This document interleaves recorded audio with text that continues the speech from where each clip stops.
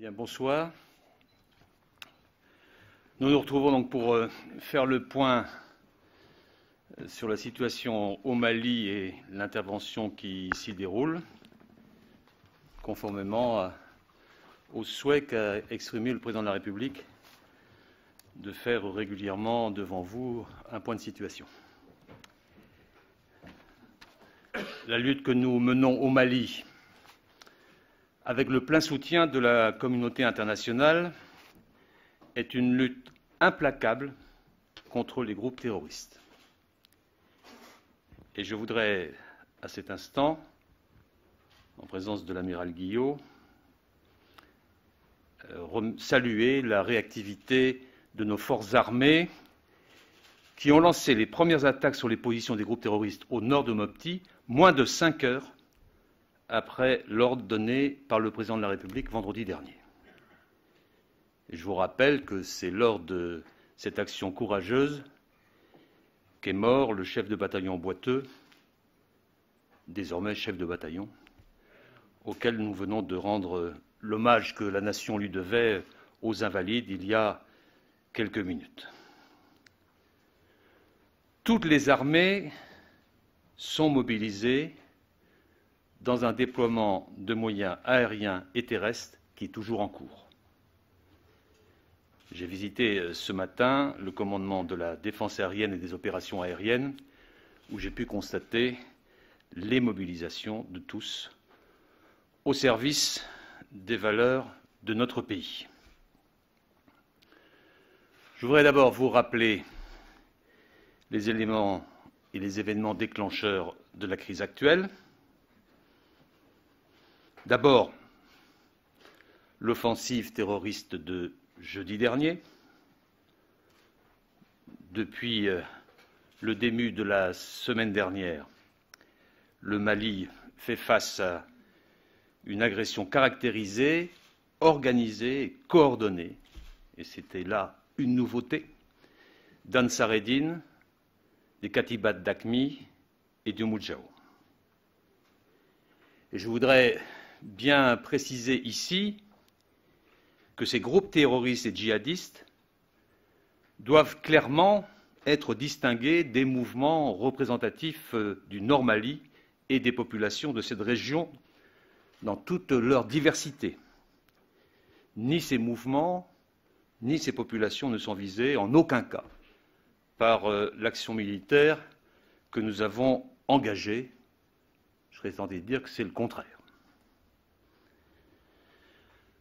Je reviens à l'offensive terroriste de la semaine dernière. Des concentrations importantes de véhicules et de combattants à Léré, à Douenza, à Konna ont été repérées en début de semaine. Plus de 200 véhicules, près de 1200 combattants et les principaux dirigeants, en particulier d'Ansar Eddine et d'Aqmi, étaient sur place pour diriger les opérations. La manœuvre de ces groupes était claire, un double mouvement vers Mopti-Sévaré d'une part, vers Diabali et Ségou d'autre part, l'ensemble aboutissant à ouvrir la voie sur Bamako. Dans ces circonstances, quel était l'état des forces maliennes? Comme vous le savez, l'armée malienne était en mauvaise posture malgré ses actions courageuses de jeudi dernier à Konna. C'est d'ailleurs pour cette raison qu'elle devait être consolidée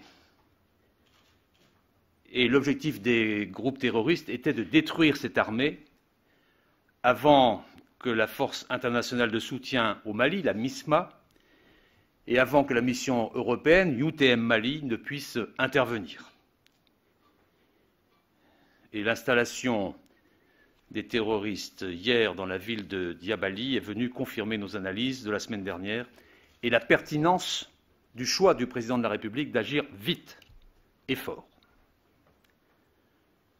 Enfin, toujours dans cette première série d'observations sur les événements déclenchants, nous avons eu un service de renseignement particulièrement pertinent, puisque c'est lui qui nous a permis d'identifier l'accélération des groupes terroristes dans la logique que je viens d'évoquer, et nous ne cessons de renforcer notre dispositif de renseignement.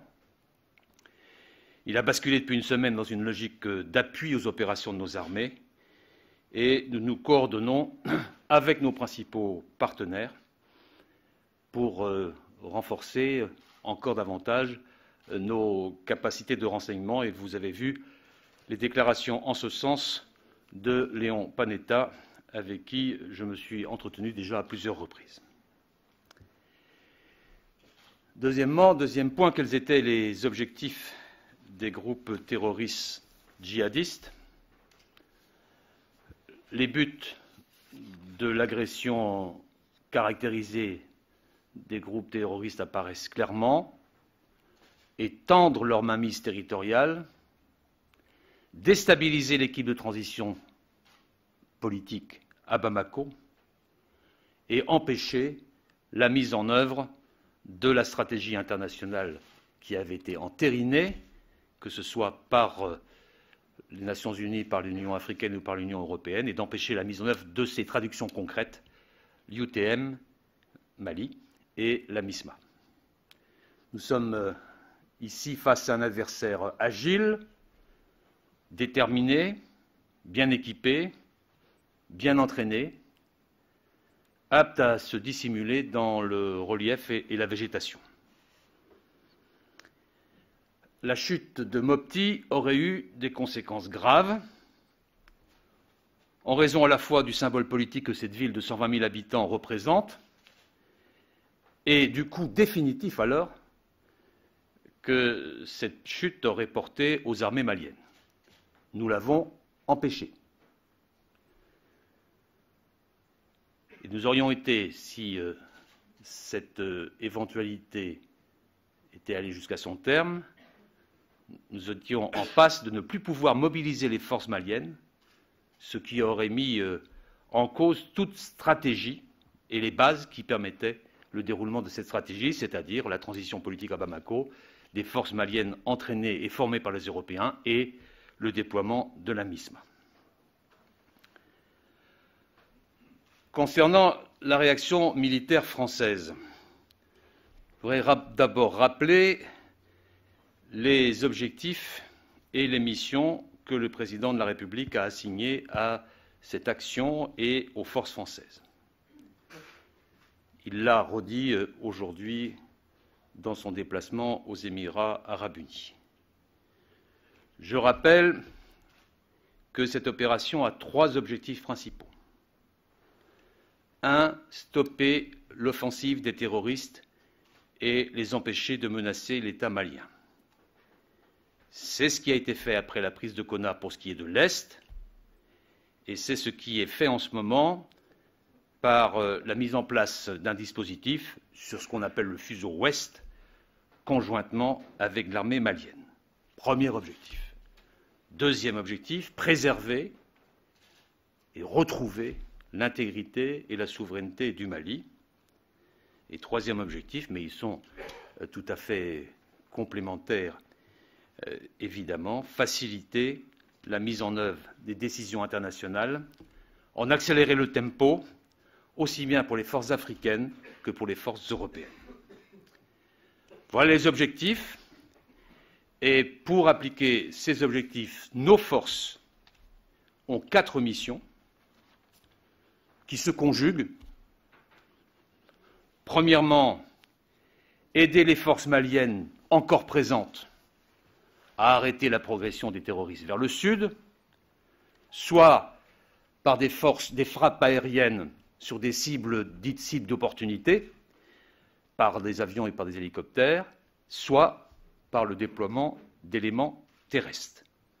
Premièrement, aider les forces maliennes à arrêter la progression des terroristes vers le sud. Deuxièmement, frapper, mais là par des actions aériennes, dans la profondeur, les bases arrières des groupes terroristes pour empêcher toute nouvelle offensive. Troisièmement, envoyer un signal fort à Bamako de notre soutien à la stabilité de la ville, à la permanence des institutions de transition et aussi à la sécurité de nos ressortissants et des ressortissants européens. Et enfin, quatrièmement, faire en sorte de préparer les conditions nécessaires à l'organisation et l'intervention des forces armées africaines de la MISMA autour de l'état-major nigérian et permettre l'accélération du déploiement de la mission dite UTM Mali, capable de former et de renforcer l'armée malienne. Par rapport à ces missions, au cours de ces derniers jours, je vous rappelle que depuis samedi, nous avons intensifié nos frappes aériennes de jour comme de nuit sur les deux axes séparés par le fleuve Niger, fuseau est, fuseau ouest, que depuis samedi, nous avons engagé, en particulier dimanche, des frappes dans la profondeur, d'abord dans la région de Gao, afin de déstructurer la capacité d'entraînement et de renforcement des djihadistes, et en s'attaquant aux infrastructures logistiques, aux infrastructures de commandement et aux infrastructures d'entraînement. Lundi, enfin, la nuit dernière, et encore au moment où je vous parle, nous poursuivons les frappes aériennes en zone de contact, à la fois sur le fuseau ouest et sur le fuseau est, pendant que se poursuit le renforcement terrestre sur la capitale. Alors, quel est maintenant l'état des lieux au 15 janvier ? Tout d'abord sur le terrain, sur le fuseau est, pour faire vite, Mopti, mais fuseau est, nous avons pu stopper l'offensive et les moyens des groupes terroristes qui se sont répartis entre Douentza et Gao. Et à cette heure, la ville de Konna n'a pas encore été reprise par les forces armées maliennes. Sur le fuseau ouest, les groupes terroristes djihadistes sont encore très présents. Ils se sont installés à Diabali hier, d'où ils menacent le sud. Les forces maliennes sont sorties très éprouvées des combats récents. Notre présence les a renforcées. Et je vous rappelle que la Croix-Rouge internationale a annoncé hier plus de 80 blessés du côté des forces maliennes dans la région de Mopti. Ils se sont battus avec beaucoup de détermination, mais ils sont relativement affaiblis. Nous sommes en face d'un adversaire déterminé, bien équipé, qui n'a pas renoncé, mais nous lui avons porté des premiers coups durs par des frappes, y compris dans la profondeur. Aujourd'hui, la situation de nos forces est la suivante. Nous avons 1700 militaires dans l'opération Serval, dont, à cette heure, 800 sur le territoire malien. Quelles sont les forces qui sont mises en œuvre? Aux côtés des aéronefs atlantiques en charge de la recherche de renseignements et du guidage des moyens de frappe, 12 chasseurs, 5 avions ravitailleurs sont actuellement engagés. 12 chasseurs, 5 avions ravitailleurs. Les chasseurs opèrent depuis le Tchad et depuis Bamako. Il y a 5 aéronefs de transport tactique, des C-130 et des C-160, qui effectuent des liaisons internes au théâtre depuis le Sénégal, le Tchad, la Côte d'Ivoire et le Burkina Faso. Au sol, je le redis, 800 soldats français sont aujourd'hui déployés en provenance du Tchad, une compagnie d'infanterie de 21 RIMAD de Fréjus, un demi-escadron blindé du 1er REC d'Orange et un PC tactique, dispositif épervier rapatrié sur le Mali en partie. En provenance de la Côte d'Ivoire, dispositif Licorne, un sous-groupement tactique interarmes armé par le 3e RPIMA de Carcassonne et par le 1er RHP de Tarbes. Et enfin, en provenance de Métropole, le renfort Guépard, une compagnie d'infanterie du 2e RIMA du Mans. Sur le plan du commandement, le niveau stratégique est conduit depuis le centre de planification et de conduite des opérations à Paris, CPCO que tout le monde connaît. Le niveau opératif est assuré depuis l'état-major des éléments français du Sénégal. Et le niveau tactique est assuré actuellement par l'EPC du 21e RIMA. Les développements à venir seront marqués par 3 efforts importants. Premièrement, nous poursuivons les frappes sur les capacités des groupes terroristes au nord et sur l'ensemble du territoire malien pour diminuer leur potentiel. Deuxièmement, nous poursuivons la montée de notre dispositif aéroterrestre. Et troisièmement, nous soutenons, en coordination avec nos partenaires européens, que je veux saluer ici, l'accélération du déploiement de la force africaine. Concernant la force africaine et la mobilisation des pays africains, je voudrais faire état que l'action déterminée de la France a suscité une mobilisation unanime des pays africains. Et les chefs d'état-major de la CEDEAO, donc du regroupement des pays d'Afrique de l'Ouest, sont réunis en ce moment même pour accélérer le déploiement de la MISMA. Et nous avons là créé une dynamique. Il y a eu des offres de la part du Togo, du Nigeria, du Niger, du Burkina Faso, du Bénin, du Sénégal, de la Guinée, du Ghana ainsi que du Tchad. Et ces offres ont été confirmées ces dernières heures. C'est bien, d'une certaine manière, toute l'Afrique qui se mobilise dans le cadre fixé par la résolution 2085 du Conseil de sécurité. Par ailleurs, comme vous le savez, le général nigérien commandant la MISMA est déjà à Bamako pour déployer les premiers éléments de l'état-major africain. Notre responsabilité collective, c'est de soutenir le déploiement accéléré des forces africaines pour engager, dès que cela sera possible, la reconquête du Nord aux côtés des forces maliennes et de ces forces africaines. Et nous accompagnerons les forces maliennes et les forces africaines de notre appui. À cet égard, les offres de soutien faites par les Européens et les Américains dans le domaine du transport et du soutien sont à cet égard très utiles pour permettre le transport des forces africaines qui se sont déterminées dans l'inventaire que j'ai fait tout à l'heure. Car je vous rappelle que notre objectif est bien de permettre le plus vite possible la mise en œuvre du cadre défini par la communauté internationale et qui avait fait l'objet des initiatives du président de la République depuis son élection, en particulier aux Nations Unies, et l'ensemble de ces initiatives a été validé par la résolution 2085.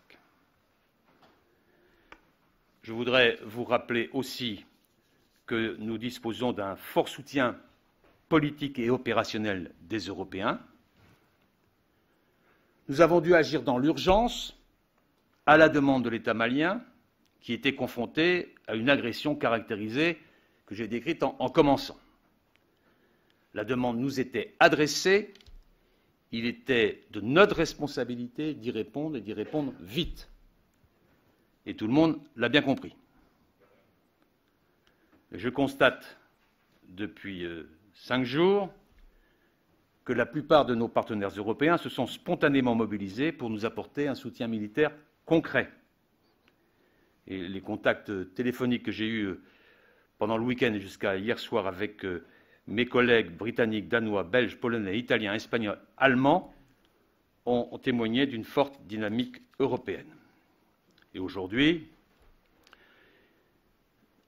déjà, les Britanniques nous secondent dans le transport stratégique. Déjà, les Danois nous ont fait des propositions dans le domaine du transport. La Belgique dans le domaine du transport et du soutien médical.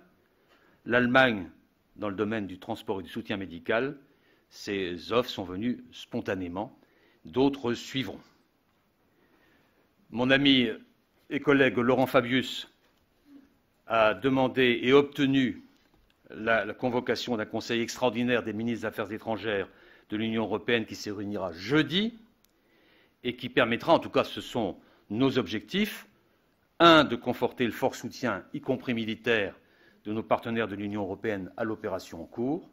Deux, c'est vraiment là un objectif majeur, d'accélérer le déploiement de la mission UTM Mali, qui est de plus en plus nécessaire pour équiper, former et entraîner les forces armées maliennes qui devront tenir le terrain. Et trois, d'accélérer le soutien que l'Union européenne et les Européens peuvent apporter au déploiement des forces africaines de la MISMA. Plus largement, nous avons un soutien de l'ensemble de la communauté internationale. Laurent Fabius a eu l'occasion de le dire déjà hier. Après la déclaration à la presse du Conseil de sécurité du 10 janvier, les consultations du Conseil de sécurité ont eu lieu hier, qui nous ont permis d'informer les membres du Conseil et de constater un très fort soutien. Et notre action s'inscrit pleinement dans les objectifs et le cadre fixés par les résolutions du Conseil de sécurité. Notre action vise à faire en sorte que ces résolutions puissent avoir une rapide et pleine application. Je rappelle aussi que les Américains se sont mobilisés à nos côtés en matière de mise à disposition de capacités. Je voudrais remercier ici particulièrement mon collègue Panetta, mais le Premier ministre canadien, M. Harper, a aussi répondu présent et mon collègue canadien Peter MacKay m'a confirmé le soutien, en particulier dans le domaine du transport, des Canadiens, puisque je l'ai eu au téléphone hier soir. Voilà, mesdames et messieurs, la France a été au rendez-vous de ses responsabilités et assume pleinement, sous la responsabilité du président de la République, les responsabilités que lui confie sa position. Elle a créé une dynamique internationale et notamment européenne particulièrement majeure. Tous nos partenaires nous soutiennent. L'Union européenne est mobilisée. Je veux dire aussi aux familles des otages français que je pense à elles, que je comprends leur angoisse. Le président de la République a pris des décisions lourdes, nous en sommes très conscients, mais je veux leur dire que ces décisions, et c'est la conviction du président de la République, réaffirmée encore aujourd'hui, ces décisions sont les mieux adaptées à la situation, car nous devons affaiblir les groupes terroristes qui détiennent un de leurs proches. Il aurait été pire de ne rien faire. Nos opérations se poursuivront aussi longtemps que nécessaire pour mettre en œuvre les trois objectifs que j'ai indiqués en commençant et que le président de la République a rappelé tout à l'heure aux Émirats arabes unis. Nous devons d'ores et déjà intégrer dans nos réflexions qu'il s'agit d'une mission importante qui se mènera dans la durée aux côtés des forces maliennes et africaines et aux côtés de la mission européenne de formation. Je vous remercie